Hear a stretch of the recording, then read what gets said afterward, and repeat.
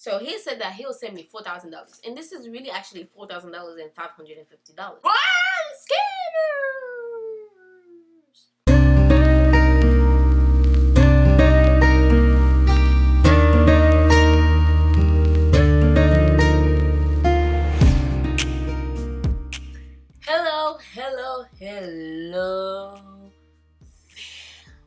hello fam. You guys have been requesting a story time for the longest now. I know it's been a while, but we're for another story time. Go ahead and subscribe if you're new to this channel. Without further ado, let's get right into the video. If you're new to our story time series, go ahead and grab you something. Today I'm gonna be eating popcorn. It's a low-fat popcorn. It's not that extra butter, so I don't really like this one, but still it's good. I guess it's healthier, I guess. But anyways, grab you something to eat and just, chill while you're watching the story time. Alright? But the basic of this video is I almost got scammed. I almost lost $4,000. Over $4,000 in my bank account. You probably be saying like, how you got $4,000 in your account to begin with? You my business. Don't do that. Okay? Don't do that. Why you my business for? I'm just gonna put it out there so you guys don't be thinking that I got money or I got bags. Cause I don't. That $4,000 was for housing. It was for me to pay rent for one semester. Rent be expensive, y'all. Rent be really, really expensive. And it's crazy how expensive rent is considering for college students. Like, we're broke. How are we gonna put that much price on rent? Anyways, that's something for another day. A fake check that I got. So during the pandemic, we had a lot of students who lost their job, especially like students who work on campus. They lost their job. There are students that are literally relying on their on-campus or off-campus jobs to provide for themselves. I as well lost my job, so I had no money coming in. And mind you, it was around like my sister's wedding, so I had to spend money for myself coming back to UCF and having no money. So that was a little stressful. So I was still trying to find jobs, applying or somewhat. So while during this time, a random email popped up. And you know how you gotta trust your school email because your school email is kind of secure. You only use it for school. You don't use it for anything else. It's not compatible with other emails. It's a secured email. You know what I'm saying? And I feel like any students could get tricked by this type of situation if you don't really know better, I was, constantly looking through my email, see if there's any new job openings, and then that random email pop up. I'll put it on the screen so you guys can actually read it with me. I found the email. I was like, did they delete it? No, I found the email. Okay, so let's read it, y'all. And let me put the email. I gotta expose these people. Now that I think about it, I'm not gonna expose the emails because even though they use a UCF email, you don't know who could have hacked their account and use that opportunity. So though UCF emails are really secured, hackers out there be hacking the most secured networks, which are government networks, whatever the school networks. They'll find a way around it. So that's why I'm not gonna expose their email just in case. I'm gonna say, hello, this is to notify you about an available part-time vacancy. Dr. Paul, Sean, who that is? Who's Dr. Paul? Who that is? But wait a minute. Needs a part-time personal assistant position in your area. He offers to pay $400 a week. Weekly. So he said that he'll send me $4,000. And this is really actually $4,550. So I wasn't like so strong in my faith at the time, so I wasn't really asking God for the discernments or direction. So I was just like doing my thing. The first thing was the vacancy thing. Second was the $400 weekly for literally a personal assistant position. Third thing is private email, not your school email. When you're applying, like what kind of nonsense is that? So I emailed them to my personal email. This is all the like back and forth we had. So you'd be like, hello, Dr. Sean. It's like Dr. Scammer. The scammer. My name is Adasa Philippe. A current UCF student. Have been notified of an available part-time vacancy for a personal assistant position. I'm interested in position and would like to know more about the following steps to take. Thank you sincerely, Hadassah. I still remember the time when I was thinking to go through with this. And I was talking to my boyfriend and I was like, this is the time where we're about to do big things, like the opportunity, like God is opening doors. Amen. Hallelujah. Mind you, I didn't even ask God for permission. I didn't even ask God for direction. Here, he sent me a whole long email. And this is what the email said. Hello, how are you doing today? Thanks for showing interest in this position. I'm currently outside of the United States at the moment. I'm in Canada for 3 weeks on a research and development course. Wow, he a doctor, so he be on his courses. You know what I mean? He be studying. You know what I mean? I'm looking for someone who can handle my business. Handle your business? I see what you mean. You were trying to find someone who can give you money to handle your business. This position is flexible and can be done from home. Duties: collection of my commissions. Okay. Booking appointments with my clients, handling and monitoring some of my financial activities. Hey, how you gonna trust someone with all your personal stuff, personal assistant, and don't even require a background check? I want someone who can get a head start with things as soon as possible. I do have a pile of work and a number of unattended chores, and I need someone reliable who can immediately assist me, and I hope we can meet up with the workload eventually. This is only an introductory message.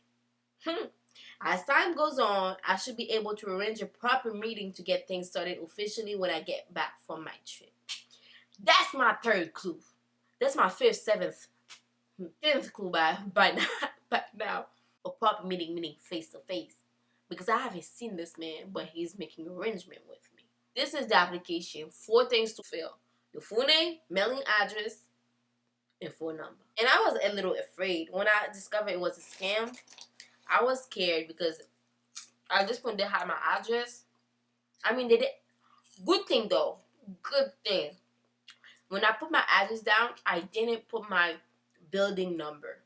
I only put the complex address. Meaning, if they would come here, they could only go to the office of the apartment, not like my actual door number. I'll give you the details on how to make the payment for these bills, and the check for the payment will be delivered to you next week. So I'll pay the bills for these books. That's fine. You will send me the money. That's fine. I appreciate your response to my offer and stuff like that. I want to inform you that some books will be delivered to your address in 2 weeks. Let me know if you will be able to receive this book. Now this is where I went wrong. I gave my family address. When I told my sister, like, I almost got my whole bank account stolen for me. My whole phone. And she was like, what? Yeah. I was like, it was a scam and stuff like that. She was like, what? And I didn't want to tell them because of that part. Because I gave that scammer their address, which is really scary now. I'm thinking about it. But good thing now is like they have moved. They're no longer in that address, so we're safe. But I was way too immature, And I didn't even think it was like a scam. You guys can pause the video and actually read all the emails. I just don't feel like I have time for that. For the books, together with your first week payment, will be delivered to your address today or tomorrow via USPS. When the check clears, is to deduct the $400, which is my weekly payment. put a picture of it so y'all can see it clearly. But this is the check, okay? I had it delivered in a nice, you know, very nice, convincing, you know, pretty nice. Good job, good job. Y'all did a good job on the presentation. He has my phone number. See, we never texted until he sent the check. Until he needed to know where his money at. Which is not really his money because he was just trying to extort me. Like you guys saw, I received the mail. Here's the mail. Here's the check. I received the check. So what happened? So I went to the bank. I took an Uber, spent about almost $20 on an Uber to go to the bank, come back. Thank God there is still good people working at the bank. The lady, while inside, she saw me struggling, and she came and reached out to me, and she was like, "Oh, what's going on? What's wrong? Are you having trouble with the ATM and stuff like that?" And I was like, "Yeah, I'm having trouble with the ATM there." And she was like, "Oh, what's going on?" I'm like, "I'm trying to deposit this check. It's not going through and stuff like that." And she was like, "Oh, let me see." And she looked at the amount. She looked at my name. And she was like, "Who are you working for?" And I'm like, "I'm working for this one person." And so, and I didn't want to give too much details. And she was like, "How long have you been working with them?" I'm like, "I'm just starting and stuff like that." And she's like, "Have you done anything?" I'm like, "Not really. I have to get the money first to do some stuff for them and stuff like that." And so like, and she started asking me more questions, and I was like, "I don't know." She was like, "You are being scammed, little girl. You know what would happen? I can still try to clear this check for you, but if this check is a fake check, you will get the money. You will send the rest of the money to that person, or they'll try to find a way to tell you to send the rest of the money to them. Because once we get the check, we have to clear it for you. We have to process it. But it goes to another department for them to clear the check. So we just give you the money. We don't know if this check is fake or real. But once it gets to the other department and they're trying to clear that check, and that check is a fake check, they will close your account. They will ask that you pay the bank this amount of dollars that you took from the bank because you had a fake check, and you will never be able to apply for this bank again. You will never be able to have an account with us again. I was like, what? She's like, "It's clear. You've never worked for them. You've never done anything. Why are they paying you that money? Why are they paying you that amount of money? What have you done already? I mean, where's the application where you actually apply for that job? Like, what is the organization that you're working with? You know?"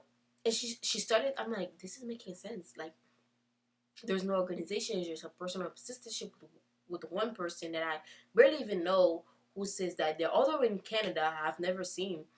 And they like, "Oh, I'm gonna send you $4,000. Like, that is." And she started explaining to me like how scammers scam students. And my mind just like went boom. Like, what? People actually do this stuff? We students, we don't have money. It's either we have financial aid, scholarships, or loans. So having money stolen from us is having our tuition stolen from us, or rent stolen from us, our groceries and things that we need as basic needs stolen from us. We don't have money. When they say that college students are broke, we are broke. Like, we don't have capitals. That's what I mean. We don't have capitals. We don't have things that we're like, "Oh, we have $10 saving or $5,000." We don't have that. If we're saving for one thing, it's like it's a major thing. Like, it's not even from us. It's like the money that we're trying to stock up, and you're trying to like stole from us. I was so shook. And I called my boyfriend instantly. I was like, "Babe, this is what happened, and this is what the lady explained to me." And he was like, "Oh, boo, I I told you. And he was telling me, he was like, Abby, are you sure about this? Like, this look too good to be true to me. I was like, no, babe, don't worry and stuff like that. And you know, he's the kind of person like, if I'm all into it, he's like, I'm with you and stuff like that. We'll lose together, we'll win together. That's the kind of energy that we have. We'll push each other.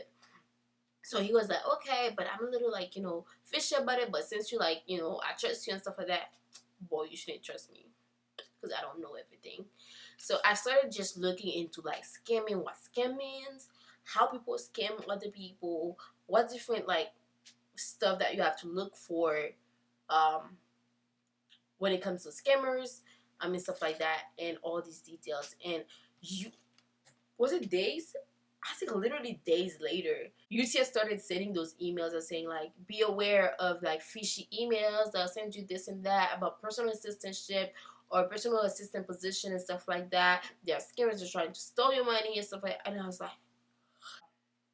yeah, and it was a big fault in my part, like that I didn't pray about it and that I did ask God for discernment.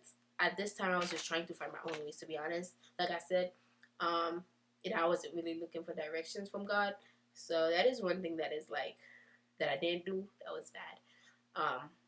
But it was a good lesson for me to know about this stuff because I didn't really know much about scamming and you know scammers, how people scam people and stuff like that. So that was a good lesson for me, and I thank God that despite my immaturity, despite my ignorance, that He saved me from the situation and then it didn't get worse. So I'm really really thankful for that. So if you guys are really interested about knowing more about like scams and stuff like that, please let me know down in the comments below. Let me know if you actually learned something from this video, if the story time was actually like a benefit to you. And I know there's a lot of students, college students out there. So please, please guys, be aware of scammers. I know it be around the holidays, it be around like, you know, when it comes to disbursement time, because these people know when they're about to disburse you your money and stuff like that. So yeah, if you're not sure about it, ask someone, go to a bank, go to an official, call your school, ask about stuff like that if you're not too sure, just so you don't get into a situation where you can't go back and you having your account being closed and you having not being able to have another account with this bank, or having to be in a fraudulent status just because you end up in a situation like that and you were ignorant. Just because you were ignorant, you didn't know.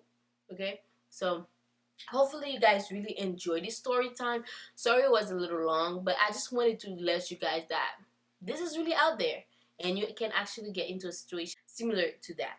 So I feel like I talked for the longest. I'm so sorry guys, this video took so long, but I tried to cut it up as much as I can, and we'll see for another video. If you really like this story time, go ahead and give this video a big thumbs up. And go ahead and comment down below what you think of this, what you thought about this video, what you learned. If you had a similar situation or a similar story, go ahead and put it down there so I can see your opinions, what you experienced, and we'll see for another story time. Love you guys. Happy Naturalist Fam, and we'll see for another video. Bye.